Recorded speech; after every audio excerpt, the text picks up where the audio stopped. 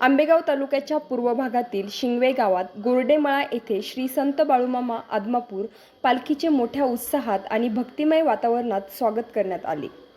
पालखी आगमनानिमित्त गावात सर्वत्र उत्साहाचे वातावरण पाहायला मिळाले।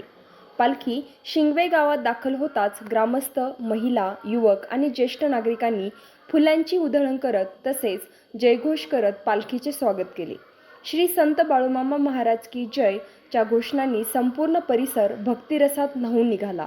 यावेळी आयोजित करण्यात आलेल्या प्रवचन कार्यक्रमात संत बाळूमामा यांच्या विचारांचा आणि समाजासाठी दिलेल्या संदेशांचा उलगडा करण्यात आला। प्रवचनातून भक्ती, सेवा, सदाचार आणि समाज एकतेचे महत्त्व उपस्थित भाविकांना पटवून देण्यात आले। प्रवचनानंतर सर्व भाविकांसाठी अन्नप्रसादाचे आयोजन करण्यात आले होते। शेकडो भाविकांनी अन्नप्रसादाचा लाभ घेतला। कार्यक्रमाच्या यशस्वी आयोजनासाठी ग्रामस्थ आणि पालखी सोहळा समितीने विशेष परिश्रम घेतले। शिंगवे गावात झालेल्या या पालखी स्वागत सोहळ्यामुळे परिसरात भक्तिमय आणि उत्साहपूर्ण वातावरण निर्माण झाले असून भाविकांमध्ये आनंदाचे वातावरण पाहायला मिळाले। सुखाचा आणि दुःखाचा संबंध हा नियतीशी असतो, प्रारब्धाशी। प्रारब्ध योगेन जीवनामध्ये सुख दुःख निर्माण होत असतात। सगळ्या गोष्टी काही तुमच्या हातात आहेत का? तीव्र पाऊस पडला, मुसळधार पाऊस पडला, तुमच्या हातात आहे का?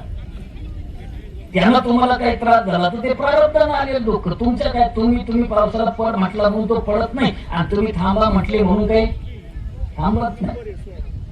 तुम्ही रस्त्यानं चाललात, एखादा अकारण तुमच्या अंगावर आला तुम्हाला उडवला तर तुमची काही चूक आहे का? पण प्रारब्धानं तुमच्या वाट्याला काय आलं? दुःख आलं। म्हणजे सुखाचा आणि दुःखाचा संबंध हा प्रारब्धाशी आहे, नीतीशी आहे। आणि म्हणून संत साहित्यामध्ये तुम्हाला फार सुखी व्हा असा आग्रह होत नाही। इथे संसारामध्ये आलेली माणसं सुखी होणं अवघड आहे।